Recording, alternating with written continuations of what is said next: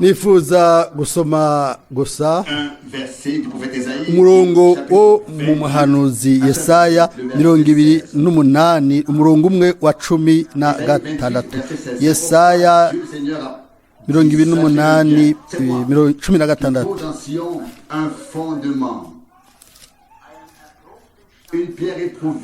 Nico gituma umwami Uhoraho avuga ati raba ndashira Isiyoni ibuye ryo kuba itanguriro, ibuye ryagejejwe ariko ryo kugumya imfuruka, riri n'igiciro rishikamye cyane, kandi uwizera ntazohutagiza guhunga. Ndanezerewe cyane hano Imana yaravuze icishije ku muhanuzi wayo ibwira ubwoko bwa Isirayeli. Ariko mbega ntitunezerewe kugira umugabane mu byo Imana yatanze?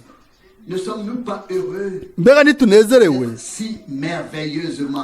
ko mu buryo bwiza natwe dufite umugabane muri ibyo byose? Si ibyo twe twari dukwiriye, ni Imana niyo yakoze ibyo.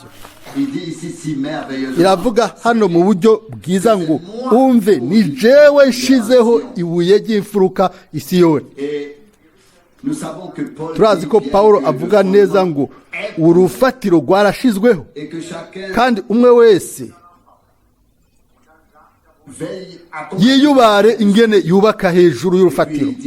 Aravuga ati umwe arubaka n'ibiti, uwundi n'ibishakashaka, kandi hariho n'abubaka n'izahabu n'ifeza.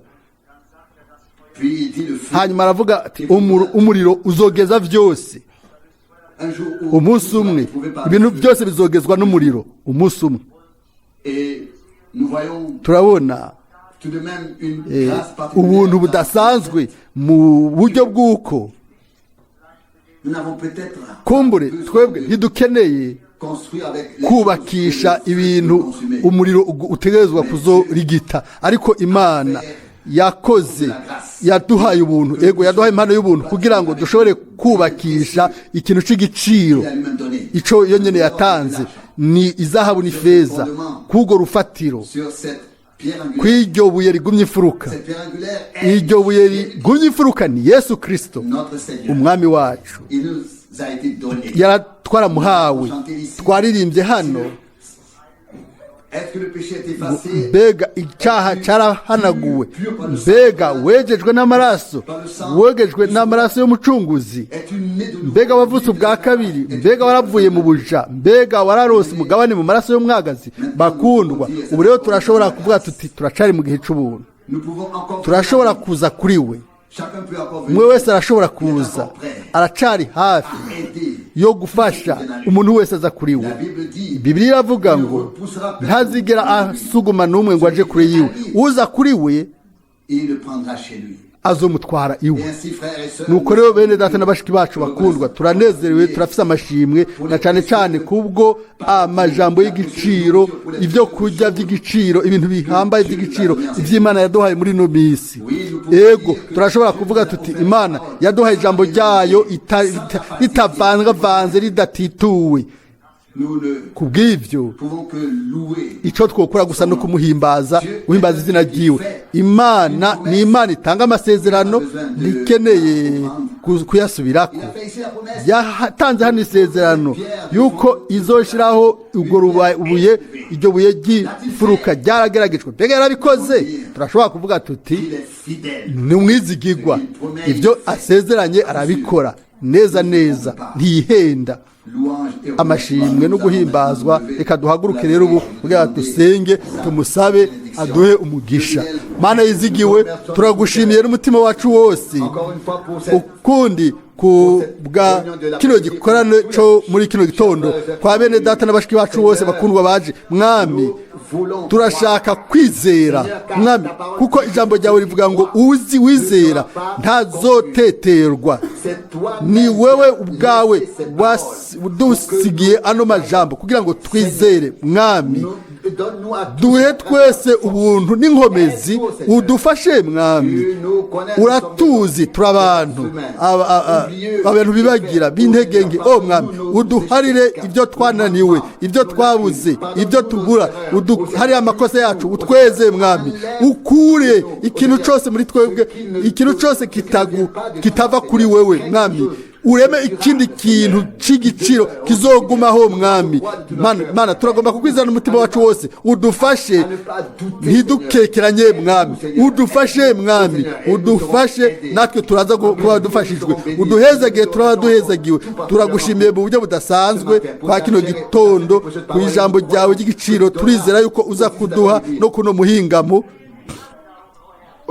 hejuru y'ibyo dusaba n'ibyo twiyumvira n'ibyo turindiriye turagusabye mana uduhezagire ukore ku buryo ijambo ryawe ridushikira wezagire mwene data na cyane cyane umukoreshe wewe turazi yuko ari wewe wamugenye wamurungitse ibyo mwami ibyo ukora ntibikurenga ubwiza n'ubw'izina ryawe gira igiciro uhezagire ubwoko bwawe hose mu izina rya Yesu amen amen amen turicara no munsi turaza kurugira igikorane c'amashimwe no guhimbaza imitima yacu yama yuzuye amashimwe nimba umwe avugira imbere bose ntibashobore gushimira umwami ndibaza iminsi yose yuko mu gice mwabuze imigisha kuko si gusa ukumva ariko ni n'amashimwe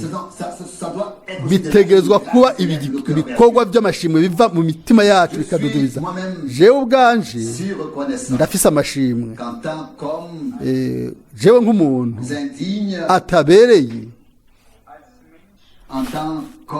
nk'umuntu umuntu ushobora kuraba uri hejuru ariko dufise ubuntu imbere y'umwami bwo gushobora kubona mu bwina bw'umugambi wiwe mu bwina bw'uwo mugambi si gusa mu buryo urabira hejuru by'imirenzako oya ukaraba ugavye kubera uguhishurirwa kutamanitse ahantu mu kirere ariko igihe cyose kwimbitse mu ijambo ry'Imana ibyo twashoboye kubona umugambi w'agakiza w'Imana yacu mu buryo bw'ubwiza ndibaza yuko umwe wese muri twebwe yategerezwa kuzuzwa amashimwe mwene data Rusi yasomye ijambo yavuze iciyumvire c'uko tutubaka ku kibuga ku rufatiro rwera dukoresheje ibikoresho biturirwa n'umuriro nk'uko Pawulo abyandika hano mu Korinto wa mbere 3 umurongo wa 10 Korinto wa mbere 3 umurongo wa 10 nk'uko nahawe ubuntu n'Imana nashizeho itanguriro nk'umwakisha mukuru w'ubwenge uwundi yubaka ariko umuntu wese niyubare uko yubakako umurongo wa 11 kuko irindi tanguriro ata muntu ashobora kurishiraho atari ryashizweho niryo Yesu Kristo umurongo wa 12 ariko iryo tanguriro umuntu niyaryubakisha ko izahabu nibyo byanditswe ubwa mbere hano hanyuma ego hariho n'ikindi kintu gushika ku bishakashaka n'ubwatsi hanyuma rero tubona mu byahishuriwe Yohana 3 icete cabwiwe Laodikiya urunganwe rwa nyuma rw'ishingiro kandi ibindi bintu byose birabuze harimo ikintu cya mbere gusa ni ukuvuga ikintu kigomba gushigwa ubwa mbere nibyo byanditswe hano nanjye ndategerezwa kubisoma byashiriwe Yohana igice cya 3 murongo wa 18 ndakugira inama ungure ku izahabu. Ntabandanya kuvuga ifeza n'amabuye y'agaciro, oya ahagarara ku izahabu. Ntibija kure, oya bitangura bigahagarara aho nyene. Nico gituma hariho ukwemezwa yuko twagarukanywe ku ntango ko tutigeze dukoresha ibya kabiri cyangwa ibya gatatu, ariko icya mbere cy'igiciro, ikintu gishobora kunanira umuriro wose, amina, gishobora ni zahabu iyo yagejejwe n'umuriro, amina, niyo dushobora kugenda, niyo turendera imbere y'umwami. Mbega turashobora kubaka, niyo dushobora kubakisha. Murongo wa 18, ndakugira inama rero ungure ku izahabu. Aleluya. Atari ibindi ayandi mabuye y'igiciro ahandi ariko hano muzu y'Imana, mu ishengero ry'umwami aravuga ati, ndakugira inama rero wewe uze ungure ku izahabu yagejejwe n'umuriro, kugira ngo ube umutunzi kandi ube uronke n'impuzu zera, kugira ngo uzambare, hanyuma isoni z'ubwambure bwawe ntizigaragare, kandi ungure ko umuti wo gusiga ku maso ubone guhumuka. Hariho itandukaniro rinini hagati yo kuvuga ngo ndashobora kubona, mbega by'ukuri umuntu arabona iby'Imana igomba ko tubona. Baza uwo ari we wese uno munsi, bose barashobora kuraba bakabona, bose barabona mu miyaga yose y'amadini, mu migwi y'abasenzi, bose barerekwa mu buryo bugaragara, ariko none birahuye n'ukuri canke nibyo bibwira. Hamwe n'Imana igisabwa itegeko, ibyo umuntu avuga bigomba guhura n'ibifadika. Ibyo kandi biba ahantu gusa aho umwami yihishuye. Hanyuma ikindi cyumviro canjeho n'izina ry'umwami, ko tugomba kwizigira izina ry'umwami. Nibwiye yuko ubu hariho imiyaga yo kwizera, bamaze kumenya izina rishasha ry'Imana, bibwira ngo izina rya Yesu ngo ntirigifise icyo risobanuye. Naho rero ijambo ryo mu Bifilipi mu gice cya 2 ryaciye rinza ko mu kwibuka ni ikibazo, havugwa umwami wacu hano guhera ku murongo w'indwi. Abifilipi 2 umurongo w'indwi.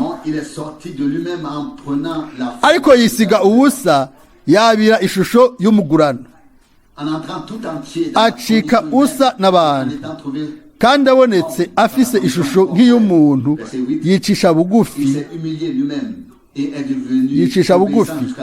araganduka no gushika ku rupfu, kandi urupfu rwo ku musaraba. Umurongo w'icenda, nico catumye Imana imushira hejuru cane, ikamuha rya zina rirengeye ayandi mazina yose.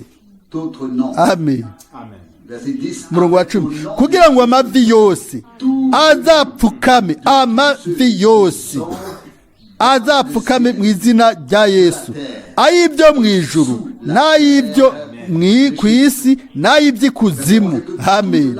Kandi indimi zose zize zature yuko Yesu Kristo ari uhoraho. Amen. Ngo biheshe Imana Data wa twese icubahiro. Ingene abantu, ni gute abantu bovuga ngo izina rya Yesu ntirigifise agaciro, rigumana agaciro karyo gushikaho rino jambo naryo rizosohora. Abasi bose bagashigwa munsi y'ibirenge vyiwe, amavi yose agapfukama, indimi zose zikatura.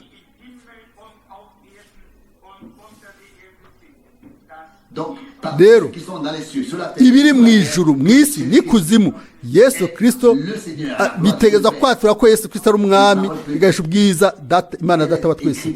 Ijambo ntirishobora kuba ryo kwandikwa gusumba singe nari byiza bihabwe abanyabwenge banditsi barazimira, ariko abaciye bugufi babona inzira n'Imana yabo, kuko Imana ifise inzira nabo, atari ku ruhande rwacu ariko ku bw'ubuntu bw'Imana yacu. Nuko rero izina rya Yesu Kristo rigumaho gushika ku mpera, gushikaho ibintu byose bibona guherahezwa mu bwami bw'Imana. Hanyuma ikindi cyumviro kiri jambo hano ko ibuye ry'imfuruka ryashizweho rirashikamye cyane ku rutare. Nta kintu kinyiganyiga uno munsi ngo kibe kimeze uko ejo kimeze ukundi. Oya, ni wa wundi nyene Yesu Kristo, wa wundi ko yari ameze ejo niko ameze uno munsi, niko ari ibihe bidashira, kandi ari mu majambo yiwe. Ko ku ntango hari ijambo, aho oyi dufise ijambo rizwi neza, iryo Petero yabwiye ishengero muri kiriya gihe rirazwi, muri twese turarizi. Ni mu gice cya kabiri, mu gice cya mbere cya Petero, impanuro yumvikana, hari ukugabishwa ku bantu bose bagomba gukomezwa. Petero wa mbere kabiri umurongo wa mbere. Nuko rero mwiyambure inzigo yose n'ubugunge bwose n'ubujyajya n'ishari no kuvuga abandi nabi kose. Umurongo wa kabiri, mumere nk'inzoya zivutse vuba, mwifuze amata y'umutima adafunguye, kugira ngo abakuze abashitse kugakiza.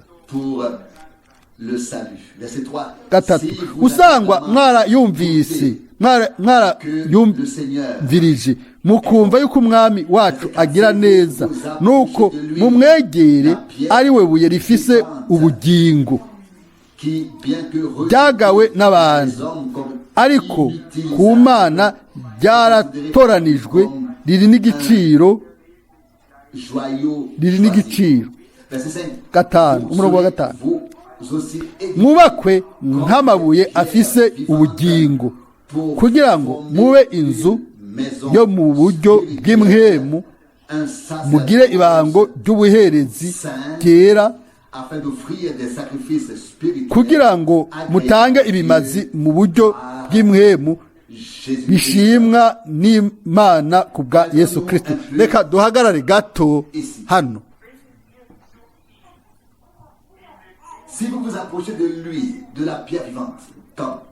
Nimwamwegera we buye rizima nijyari, mumaze guhonja ubuntu bw'umwami, mukumva yuko ari mwiza. Umurongo w'icenda, mumvigena ari mwiza, mumuhonje, si ukuraba gusa cyane mukumviriza. Oya, ni mukumuhonja, mukurya, mukugira umugabane w'ivy'Imana yaduteguriye. Niho natwe tuzomwegera kugira ngo twubakwe. Rero nibyo biba igihe tuba twatakaje ububi bwose n'ubugunge n'igono n'ukwifuza ibintu byose bya wa muntu wa kera, bimwe bidutabagura igihe cyose, bigatuma ikirere umuntu atocihanganira mu bwoko bw'Imana, ku buryo yuko umwe aba igitsitaza ku wundi. Hakaba hari ibibi byinshi igihe cyose, bikaba bikenewe ko umuntu agarukana gahunda, umuntu ntabakironka umwanya wo kuba imbere y'Imana, akaba iminsi yose agomba kuja guhagarikira ibibazo n'intambara. Turamaze kuvuga muri kino gitondo, hagomba kubaho igihe aho bose ibyo bitsitaza byose, ibyo bintu byose birakwiye ko umuntu yimba agahindura, maze bigahera bikarangira, aho tuzogira twese tuzoba twakosowe, mu rurimi rwacu rukaba rwuzuye mu muriro w'Imana nk'uko byari ku ntango, amajambo yacu akaba ari uguhishurirwa n'Imana mu buryo urukundo rw'Imana ruzotwuzura twese. Ariko birakwiye yuko agomba kubaho kwiyambura ibintu bimwe bimwe bigomba kutwizingira ko biva kuri wa muntu wa kera. Twabaye abantu bashasha. Wa muntu wa kera n'ibikorwa byiwe biboneka ko aguma azi inyuma yacu ngo atwubire mu buryo bucanka tutagavye nico gituma twiyambura ububi bwose n'ubugome bwose. Mwovuga muti ego mbega ibyo byose biracari hagati mu bana b'Imana. Nimugire n'ubwoba, turashobora kubikora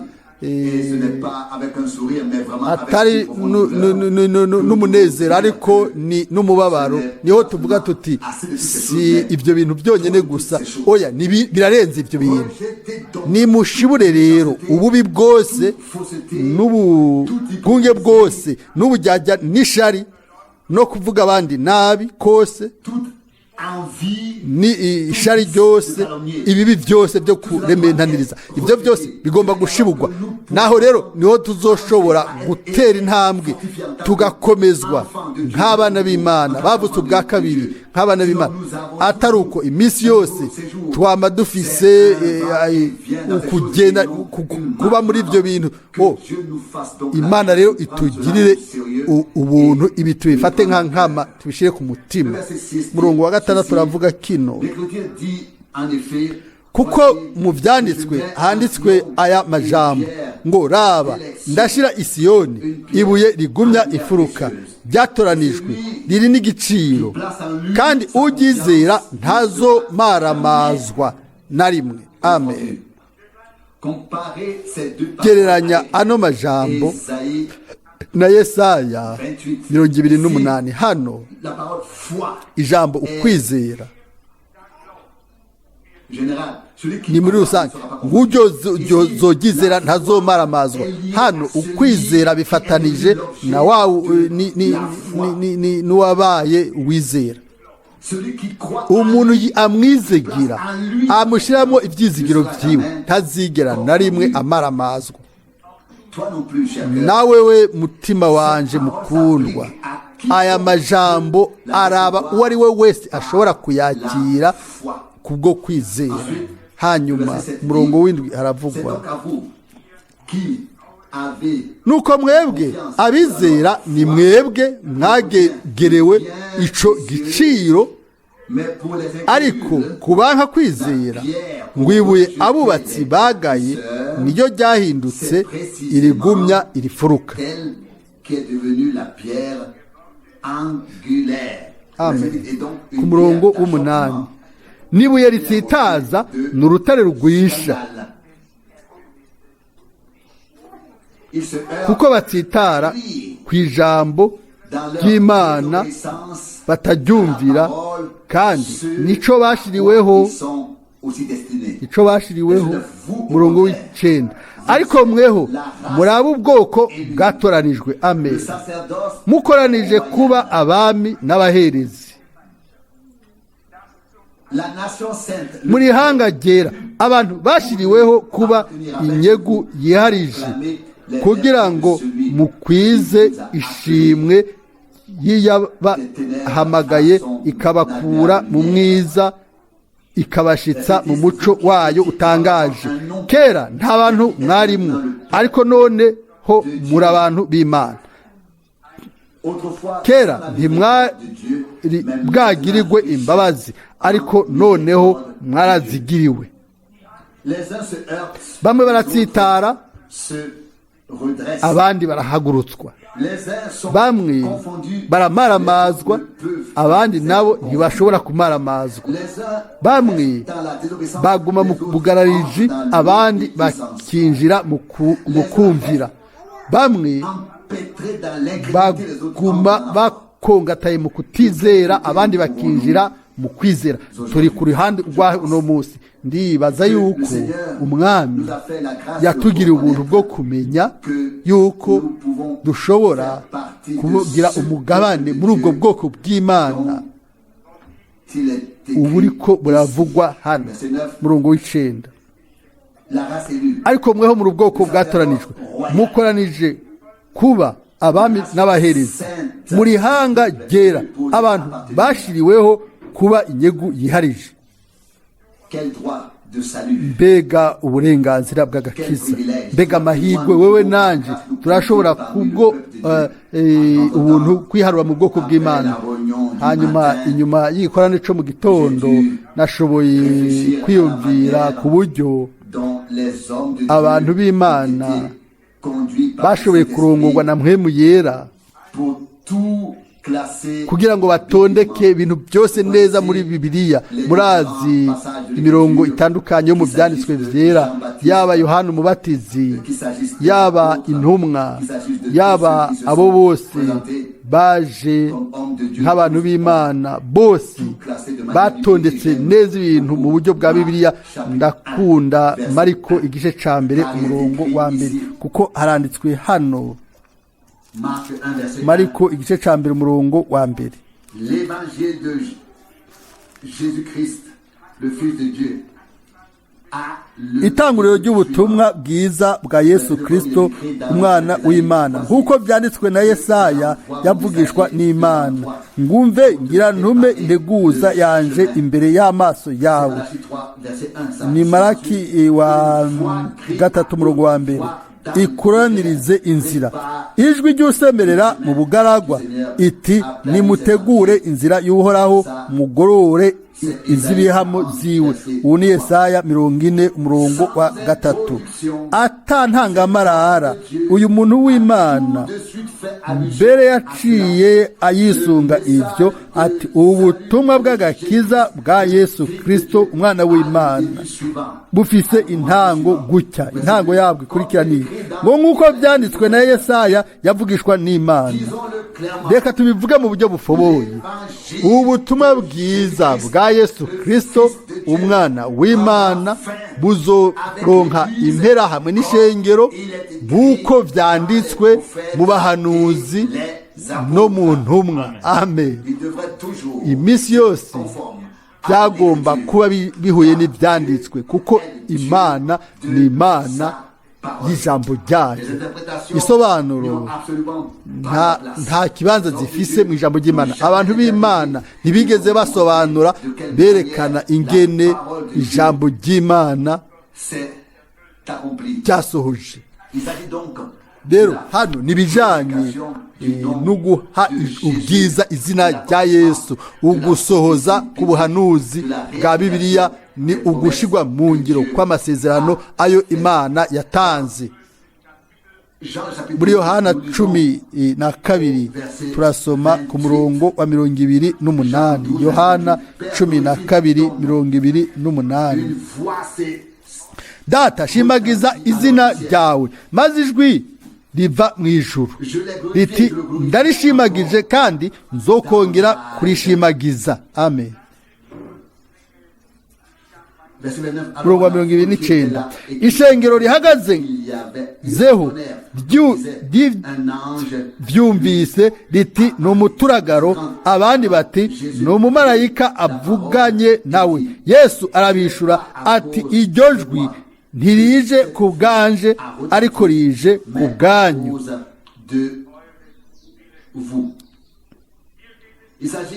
Hano nibijanye na rino ryungane ngo data shimagiza izina ryawe. Beshi mu by'ukuri ntibazi mbega izina rya data ni ryahe. Yesu yaravuze ku murongo wa 43 muri Yohana 5 ngo naje mu izina rya data ntimwanyakiriye, uwundi niyaza mu izina ry'iwe bwite wewe muzomwakira.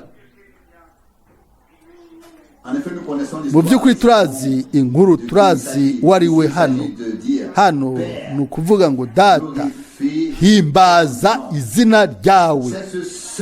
Niryo zina ryonyene iryo Imana yishuyemwo mu isezerano rishasha, izina iryo agakiza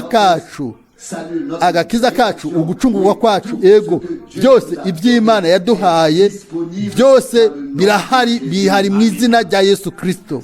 Nico gituma atarindi zina ririho ryahawe abantu munsi y'ijuru iryo abantu bashobora gukirizwamo, ni izina rya Yesu.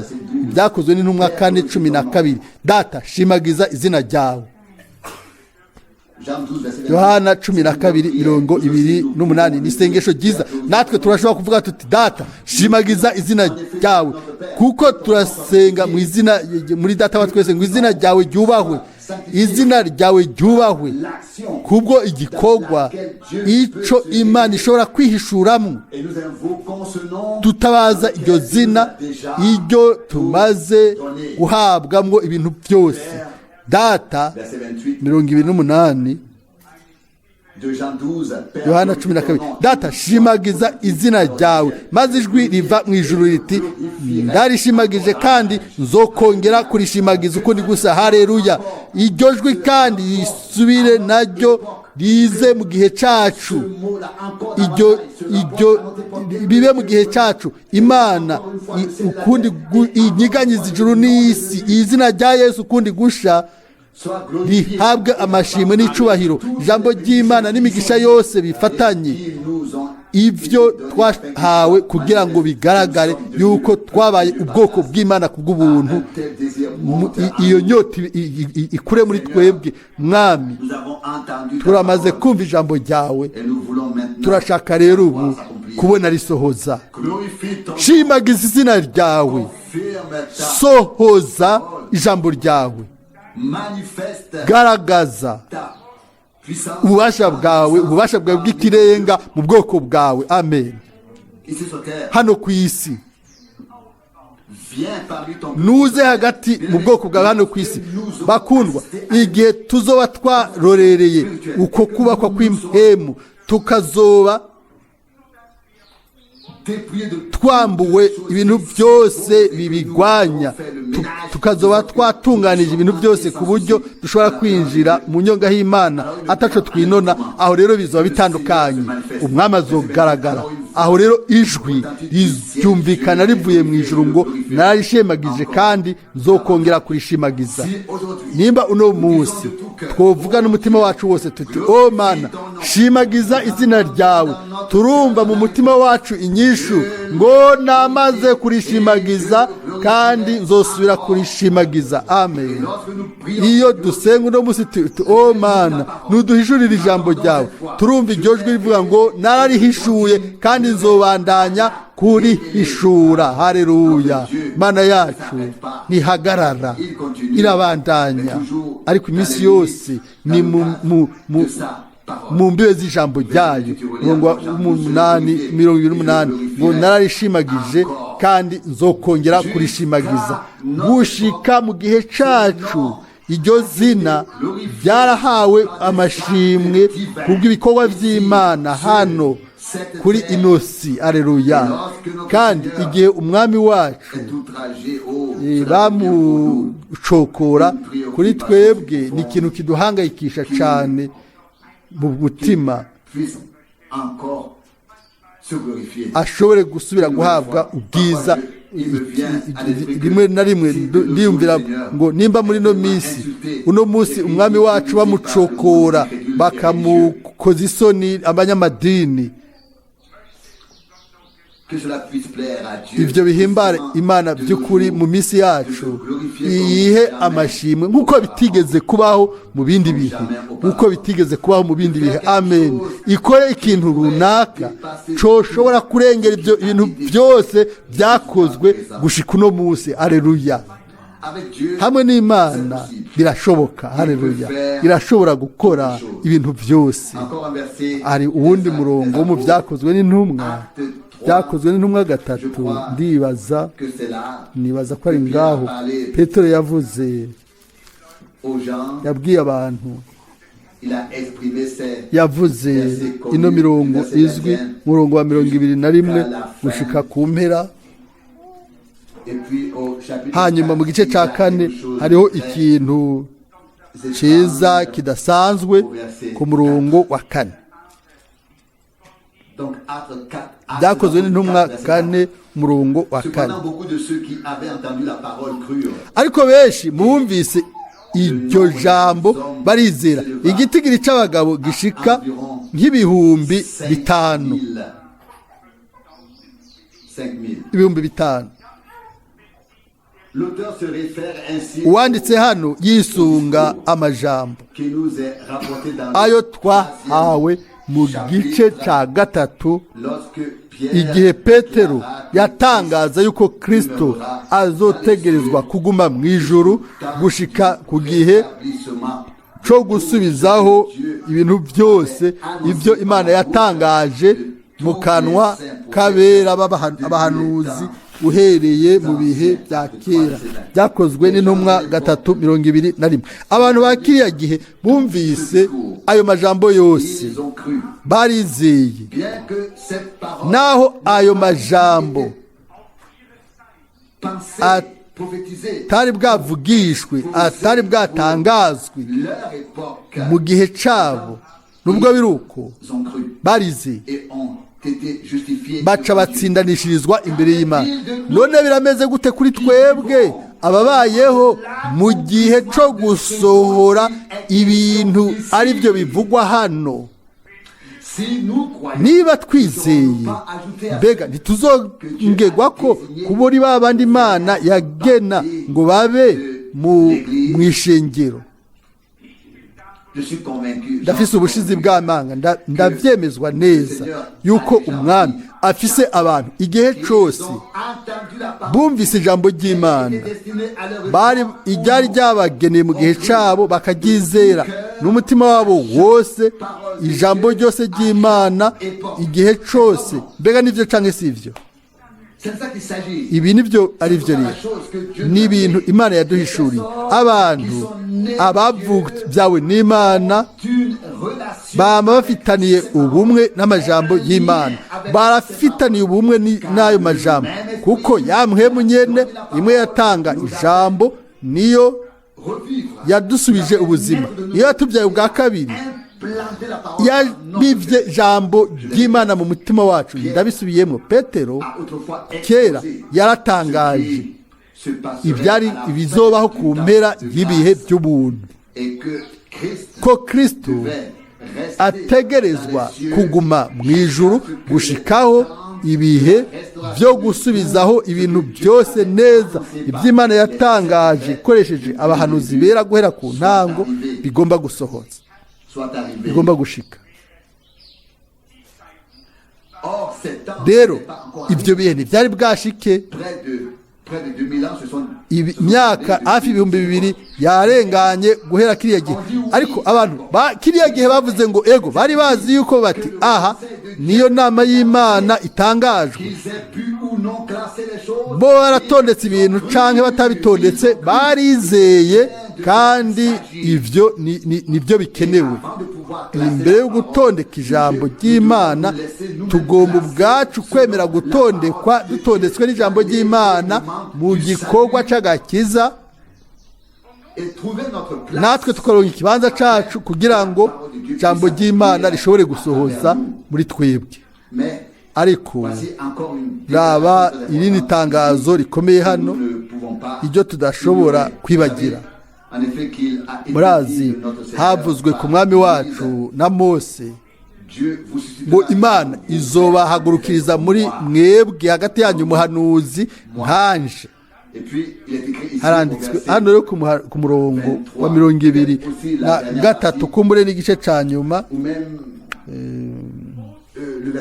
murongo wa 22 wose, byakozwe n'intumwa 3:22. Mose koko yaravuze atoraho imana azobahagurukiriza uvugishwa nawe mubi wanyu ameze nkanje, uwo muze mumwumvirize mu byo azobabarira byose, muzomwumvirize mu byo azobabarira byose, atari gusa mu bintu tubona yuko bituryoheye, ibintu tubona ko bidukwiye twoshobora gutahura, ibyinjira mu byo dusanzwe twibaza. Hano handitswe neza neza urudome ku rundi ngo mutegezwa kumwumvira mu bintu byose azobabwira, mu bintu byose azobabwira. Umuntu ntazotungwa n'amajambo makeya gusa, ariko azotungwa n'amajambo yose azosohoka avuye mu kanwa k'Imana. Amajambo yose ategerezwa kwizerwa mu byo umwami yatubwiye byose. ndabivuga ndabisome ukundi gusa, ayi byakozwe n'umwa 3:22. muzomwumvire mu byo azobabarira byose. Misi yose turashobora kunezera kuko abandi mu butumwa bwiza birashobora kudushikira nka wa mugore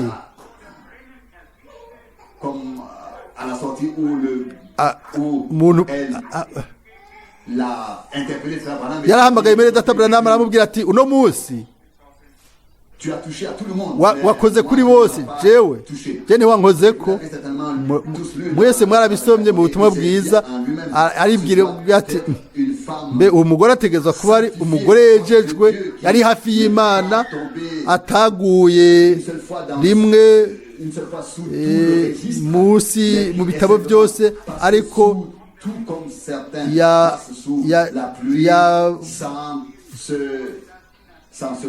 yaciye munsi y'imvura atanyagiwe. Buno nyene aca yumva yuko uwo mugore ngo n'umugore akwiragiza ibihuha,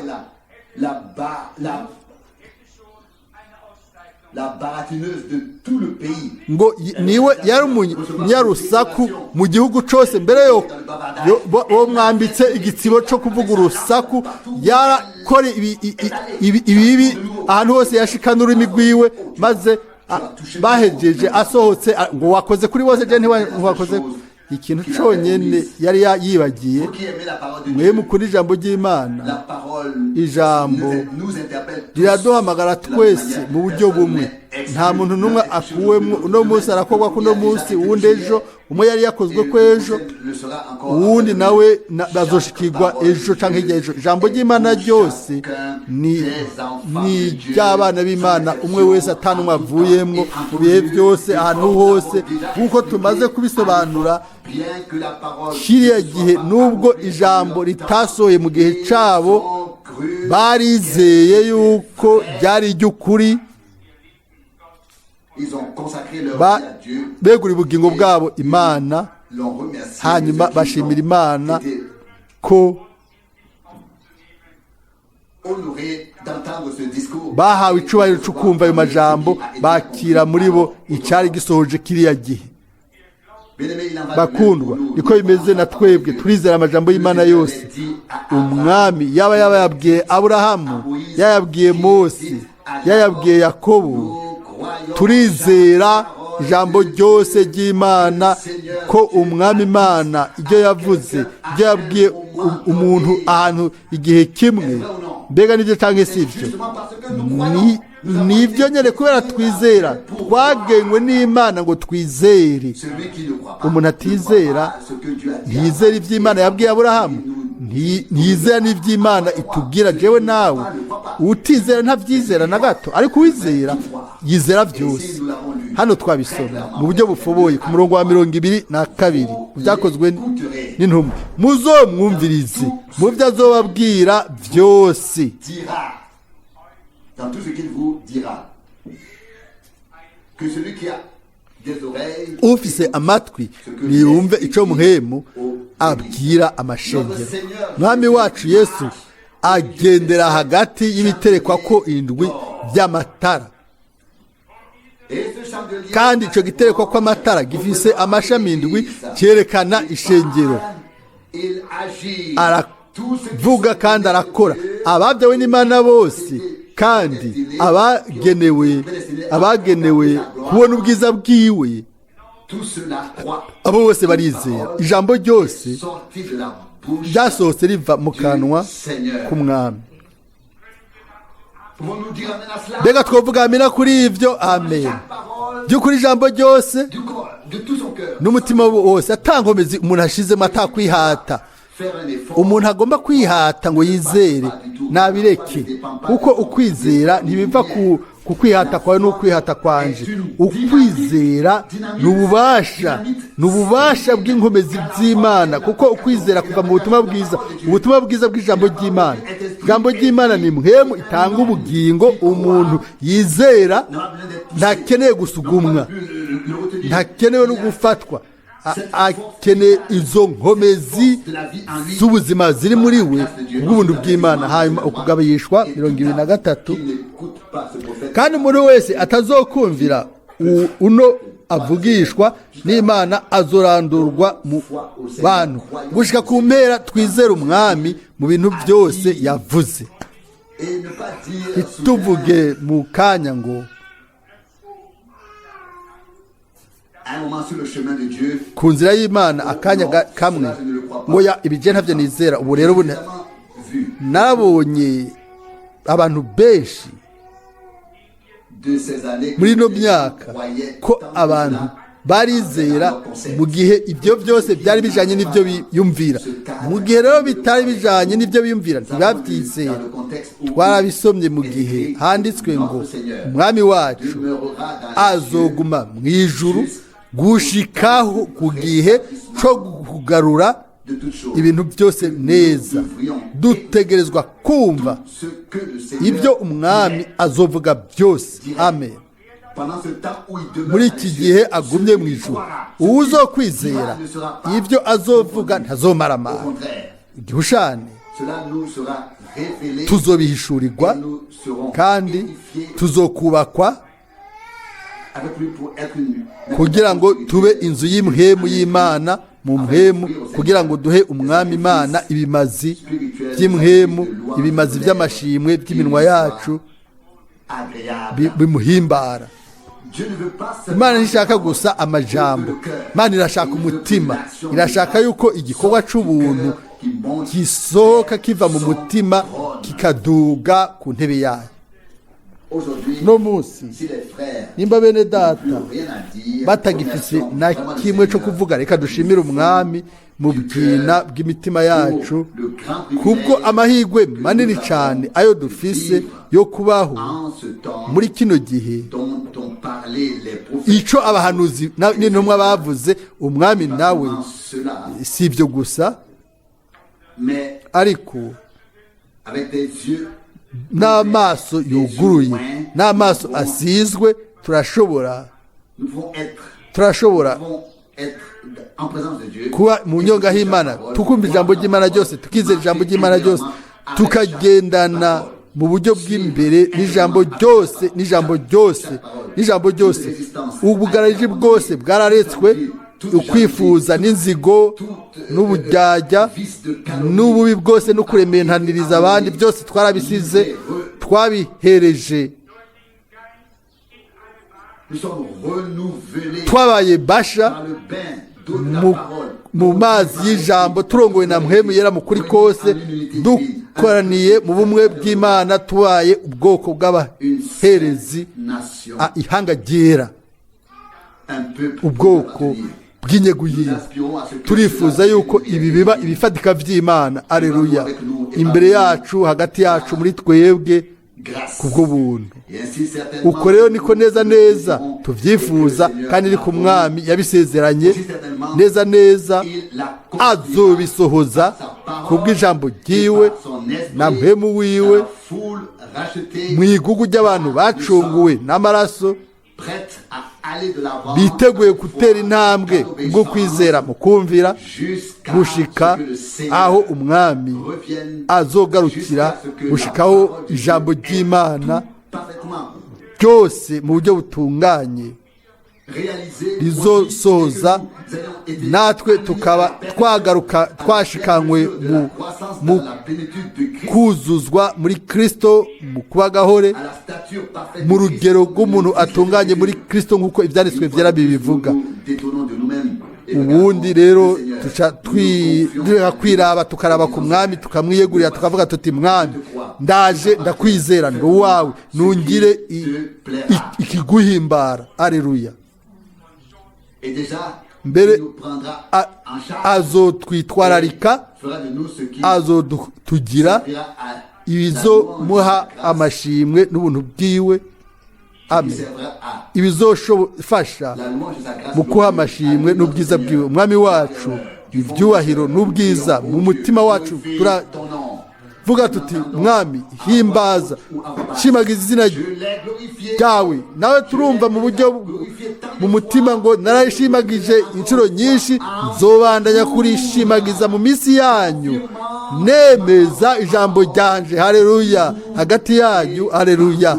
Ndagemezanya namwe Imana yacu ni Imana y'ukuri. Haleluya. ni y'ukuri niyo ivuga ukuri turashobora kuyizigira tukayihebera twumve ibyo yatubwiye byose.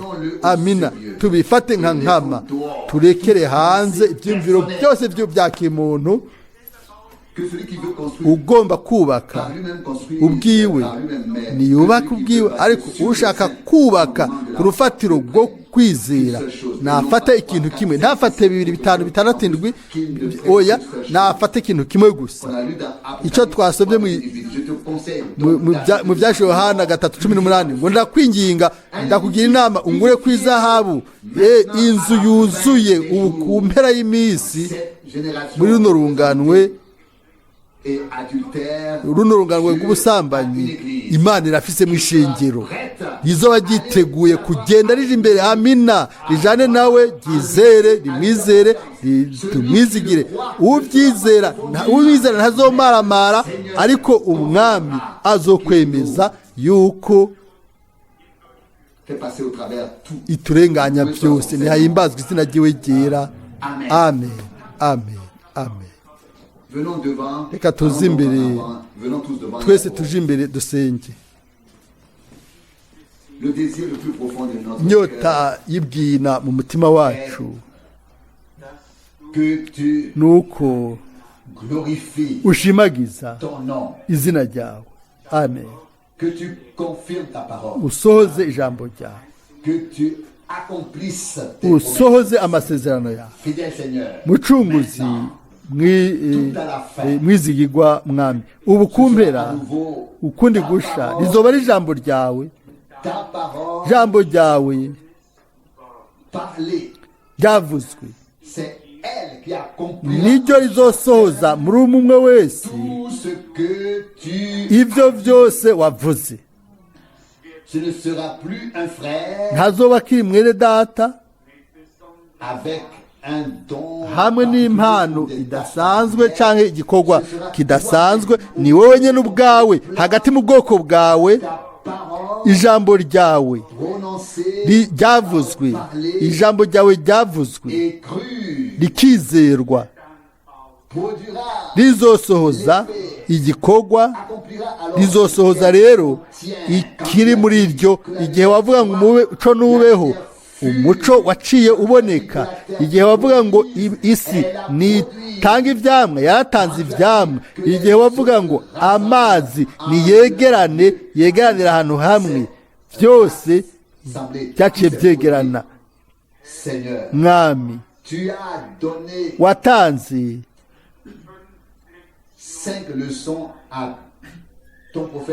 watanze inyigisho zitanu ku muhanuzi wawe umwereka ibizokoreka ku mpera mu bwoko bwawe. Mwami, ikintu kimwe hagati yawe n'umwe umwe wese muri twebwe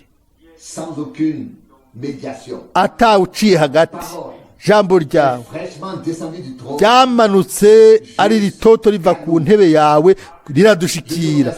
Ndagushimiye ku bw'ibyo, kandi kubera tubayeho muri kino gihe aho ibyo bintu bigomba gusohoza, bizosohoza, bizoshika. Turagushimiye ku bw'ibyo, kuko byose byashitse mu gihe ibyo byari byaratangarijwe, byarabuwe.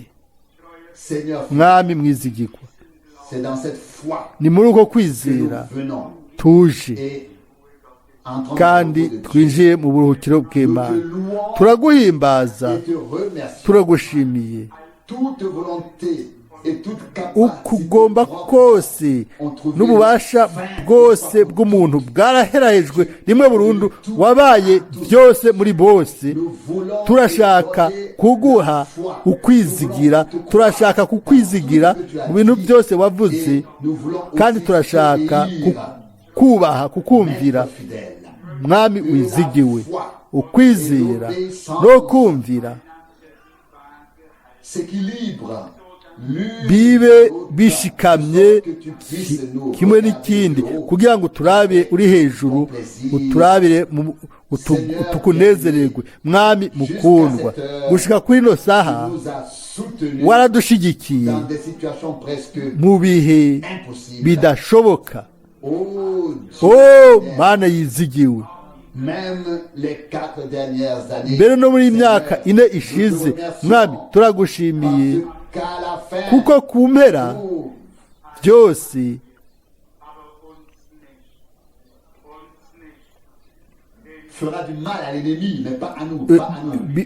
bizogira nabi umugwanizi, si twebwe bizotugirira nabi, kuko handitswe ngo nta mwasi n'umwe azobagirira nabi. Mwami ndagushimiye ku bw'ibyo, ku mpera tuzovuga tuti Mwami byari byiza ko nyene. Turagushimiye ku bw'ibyo, kandi reka rero ubu dutere tuje imbere mu kwizera, kandi nimba bishoboka ntidusubiye kuraba inyuma, kuko Mwami igihe kirakaze cyane, ukuza kwawe kuri hafi cyane.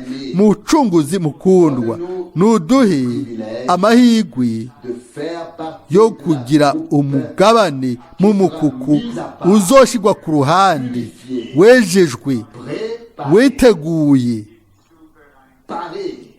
bambitswe ngo baze nk'umugeni, baze guhura n'umukwe. Mwami turi ubwoko butabereye, buteye ikigongwe, butagira inkomezi, bw'intege nke, ariko wewe uri umunyabubasha, uri umunyembabazi, uri Imana nyene ububasha bwose, nyene inkomezi. Turakwihereje mu biganza byawe, turaretse tube mu biganza byawe, udukore uko biguhimbaye. Turagushimiye kandi kuri no weekend. Mwami jambo ryawe rigwe mu mitima y'abantu nabo batararyumva. Mucunguzi mwizigirwa, turagusavye ukize kandi bamwe muri babandi bategerezwa guhamagarwa,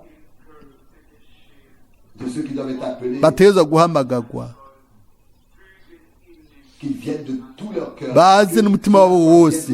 Ibi bikorwe vuba, maze twese tube twunzwe nk'ubwoko bwawe. Ibintu byose biri muri wa muntu wa kera bigume inyuma yacu, tugirwe bashasha mu ishusho yawe, dushobore kugukurikira n'umutima wacu wose. Mucunguzi mukundwa, ndagushimiye de ce que yuko je n'ai à me soucier de rien, ataco no si ce n'est de kwinona transmettre kiretse gusa gutwara no gushikiriza jambo ryawe ryera sans aucune interprétation, atansobanuro ni mélange. atanuruvange. Seigneur, comme Mwami nka Pawulo Branham, na Branham, nous aussi nous voulons natwe turashaka ko ijambo ryawe risohoza neza neza muri twebwe tu l'as igituma warirungitse. accorde-nous Ubiduhe kubw'ubuntu. nous te remercions Turagushimiye car tu le kuko feras. uzobikora. Alléluia Haleluya, à ton merveilleux et kubw'izina ryawe ryera ry'igitangaza. Amen. Amen, amen.